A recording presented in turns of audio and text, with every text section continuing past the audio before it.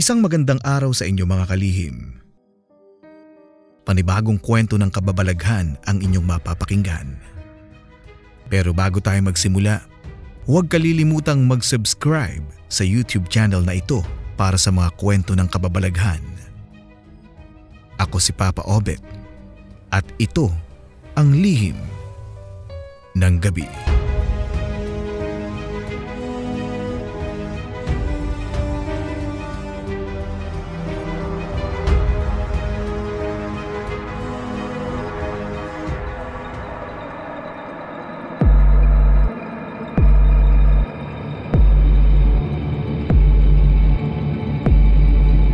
Itago na lang po ninyo ako sa pangalang Cody.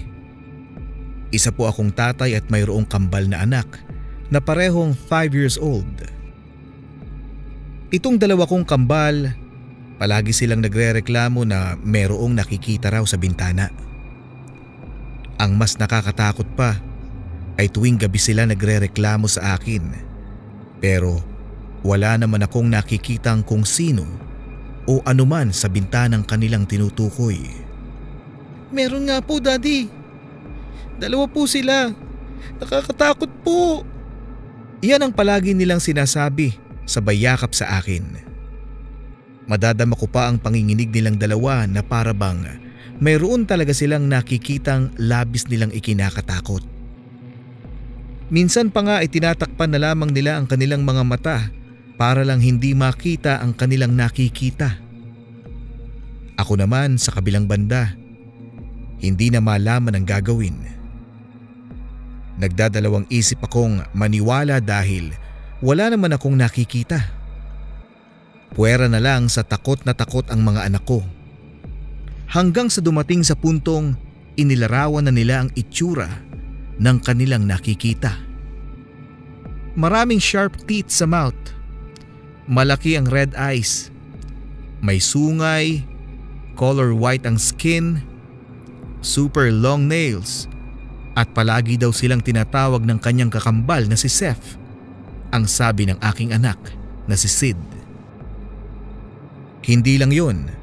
Sa mga dumaang araw, napapansin kong may nagagalaw na sa bahay. Naiiba ang arrangement ng mga gamit, lalo na ang mga laruan ng mga bata. Sa toy cabinet ko lang kasi nililigpit at nilalagay ang mga laruan nila. Pagkatapos, mapapansin ko na lang na nakahilera na sa kama, sa sahig, sa gilid, nakasabit pa sa bintana ang iba. Mga bagay na ipinagtataka ko. Sa sumunod na gabi, binantayan kong maigi ang mga bata.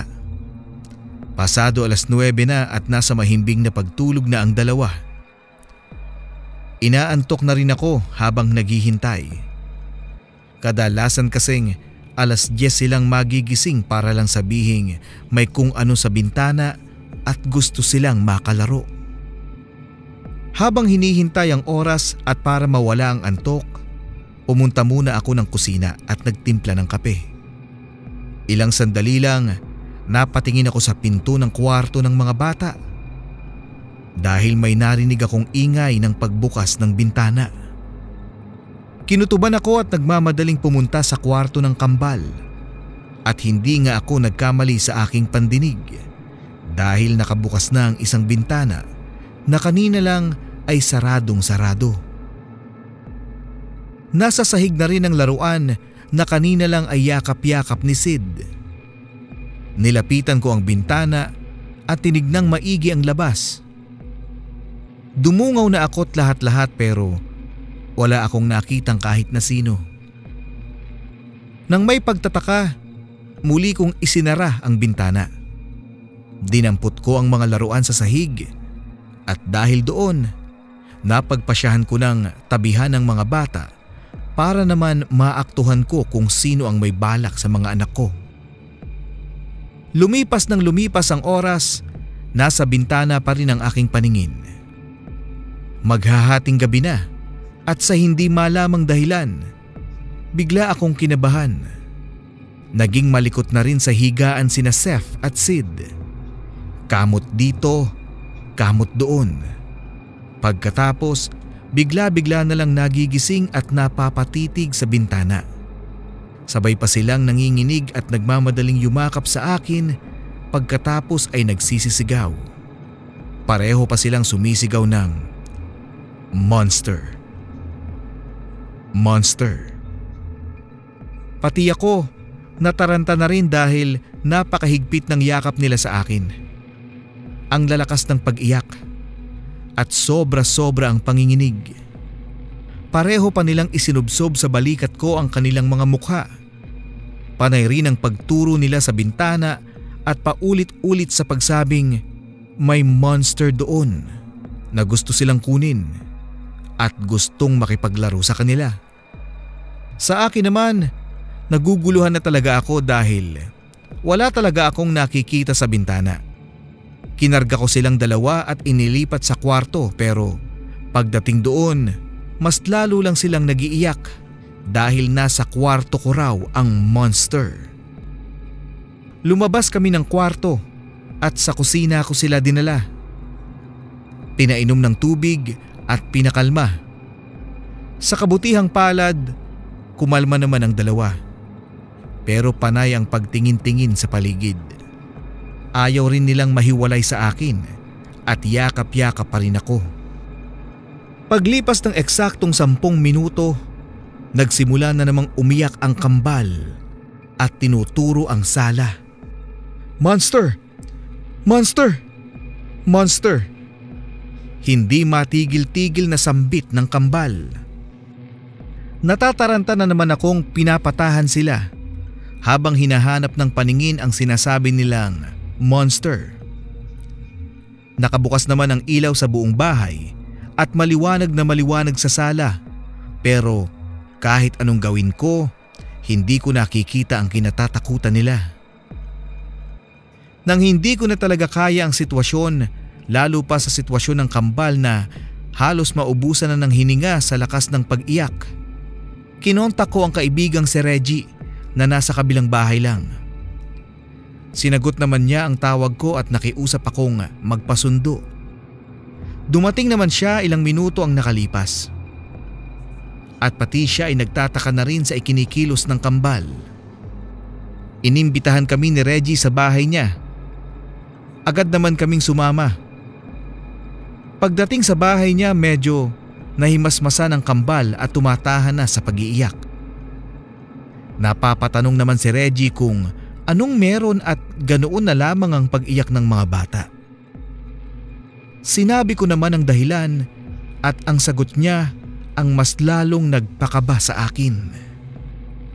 Minsan kasi pare, nagigising ako sa ingay ng mga aso sa labas.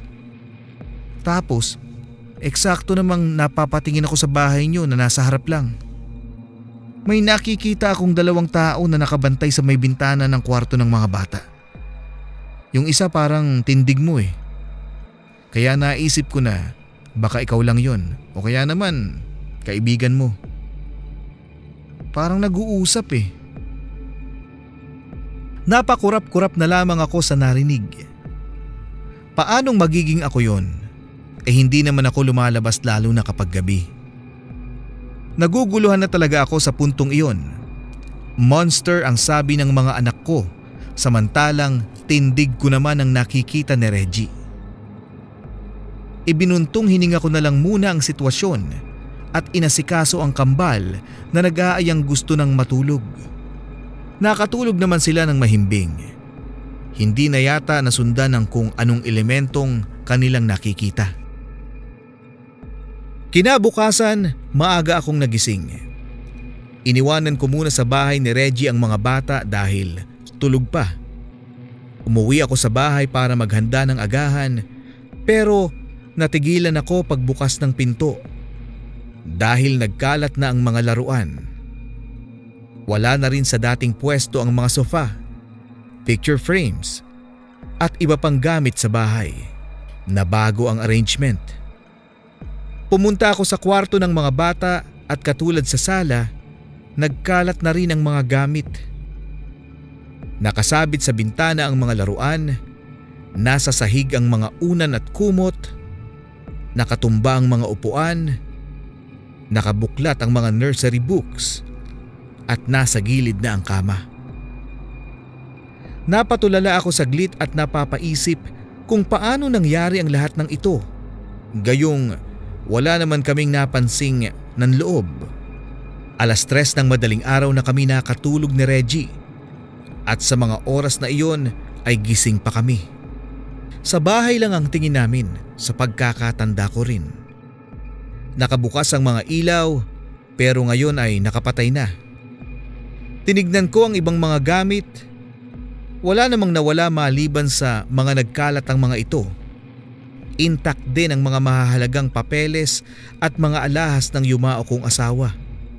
Pati pera na nasa cabinet ay naandoon din. Wala akong ibang maisip na dahilan kung hindi ang nakikita ng mga anak ko. Hindi ko kasi masasabing may nanloob na tao dahil wala namang nawala. Minadali ko ang paglinis ng bahay at bumalik sa bahay ni Reggie para kunin ang mga bata. Sinamahan na rin kami ni Reggie dahil ayaw humiwalay sa kanya ni Seth. Mahigpit naman ang yakap ni Sid sa akin habang papalapit kami sa bahay. Pagkapasok pa lang, dama ko na ang panginginig niya. Pinaliguan ko lang ang mga bata habang tinatawag ni Reggie ang kakilala niyang magtatawas. Siya na rin ang nagsuggest na magpatawas kami dahil pakiramdam niya ay may kung anong elementong nagpapakita sa mga bata. Sumang-ayon naman ako dahil sa tingin ko rin ay naengkanto nga ang kambal. Habang binibihisan ko ang kambal sa kwarto nila, bigla-bigla silang umiyak at nagmamadaling yumakap sa akin. Monster din sila ng monster. At sa puntong iyon, gumagalaw ang mga bagay-bagay sa paligid. Kusang nagbukas ang bintana at nahulog ang mga stuffed toys na nakapatong sa cabinet. Ang mga toy cars naman na maayos na nakahilera sa gilid, nayupi ito na para bang may umapak. Nilapitan ko iyon at hinampas-hampas ang hangin gamit ang kamay ko pero wala akong natamaang kung ano. Nag-iba na rin ang pakiramdam ko kaya't nagmamadali na rin akong lumabas. Eksakto namang nakahanda ang sasakyan ni Reggie. Sumakay na kami doon at sabay-sabay na nagtungo sa magtatawas. Agad kaming inasikaso ng matandang magtatawas. Pagkakita pa lang niya sa kambal, may sinabi siya kaagad. Mukhang natipuhan ng 2 masasamang elemento ang kambal na to, ang sabi ng magtatawas. Tahimik lang din kami habang pinagmamasdan ang mga ginagawa ng matandang magtatawas. Kumuha ng palangganang may lamang tubig at katamtamang laki ng puting kandila at inihanda ang mga ito sa isang mesa. May kung ano pa siyang nilagay na mga gamit sa mesa. May mga iba't ibang hugis at kulay ng bato. Mga kandila, mga nakatuping papel at iba pang hindi ko na alam kung ano ang tawag. Pinaupo niya kami sa tapat at sinindihan na ang mga kandila. Ipinatong niya ang kanyang magkabilang palad sa noo ng kambal. Nakiramdam siya saglit. Pagkatapos ay sinimulan na ang ritual ng pagtatawas. Pumikit ang magtatawas, sumasambit ng mga salitang siya lang ang nakakaintindi. At itinapat na ang nakasinding kandila sa palanggana. Ilang sandali pa, may namuuna sa tinunaw na kandila. Kinuha iyon ng magtatawas at ipinakita sa amin. Engkanto. Natipuhan ng engkanto ang mga batang ito. Gusto silang kunin at dalhin sa mundo nila. Kinilabutan ako sa narinig. Nagkatinginan pa kami ni Reggie at parehong nagtatanong kung paano at bakit naengkanto ang mga bata. Kahit sino, pwedeng matipuhan ng engkanto. Lalong-lalo na ang mga bata. Ano ba ang paligid nyo? Mapuno ba? Nasa gubat ba kayo o kung ano? Ang tanong ng magtatawas. Hindi po. Subdivision po kami. Ang sagot ko. Pinaalala sa akin ng magtatawas ang mga nakaraang lakad ko kung saan kasama ang mga bata. Posible raw kasi na natipuhan ng engkanto ang mga bata sa ibang lugar na napuntahan namin at sinundan kami sa pag-uwi. Nag-isip ako at naalala ang huling beses na dumalaw kami sa sementeryo. Noong death anniversary ng asawa ko. Nasa gitna kasi ng kakahuyan ng sementeryo at sa pagkakaalala ko, maingay ang kambal dahil excited silang madalaw muli ang kanilang mami. Kami lang ang tao sa sementeryo sa mga oras na iyon at ang lalakas ng boses ng dalawa. Tinatawag ang mami nila habang nakatingala sa langit. Hindi ko naman kasi akalain na matitipuhan sila ng engkanto sa sandaling iyon. Gayong nakailang dalaw na kami sa sementeryo at palagi namang maiingay ang mga bata. Sa oras lang talaga na iyon kami minalas. Nagpatunaw ng kung anong puting powder ang magtatawas. Inilagay niya ito sa kutsara at tinunaw sa apoy sa nakasinding kandila. Pagkatapos matunaw, isinawsaw niya ang kanyang hintuturo at minarkahan ng krus ang noo at palad ng kambal. May ipinapabaon din siyang nakatuping papel na mayroong nakasulat na mga salita at simbolo. At pinabaunan din niya ako ng anyay sagradong tubig. Tinuruan niya ako sa mga gagawin sa mga ibinigay niya sa akin. Kahit galing na kami sa magtatawas, nakikita pa rin ng kambal ang sinasabi nilang monster. Yung engkanto. Halos ayaw niyang humiwalay sa akin dahil takot na takot. Ginawa ko rin agad ang itinuro sa akin ng magtatawas. Kumuha ako ng 2 baso, inilagay ang mga nakatuping papel sa loob at binuhusan ng sagradong tubig. Pagkatapos ay inilagay sa kwarto ng kambal at ang isa naman ay inihalo sa pampaligo nilang tubig. Pinaliguan ko ang mga bata at sa wakas, sa awa ng may kapal, gumaan na ang kanilang pakiramdam. Pinakiramdaman ko rin ang kambal sa mga sumunod na oras at wala naman silang reklamo. Hindi na nila nababanggit ang engkanto. Naging maaliwalas na rin ang bahay. Hindi katulad sa mga nagdaang araw na para bang kakaiba talagang may mararamdaman ka. Sa paglipas ng mga araw, napabuti naman ang lahat-lahat at hindi na nagpakita sa mga bata ang engkanto.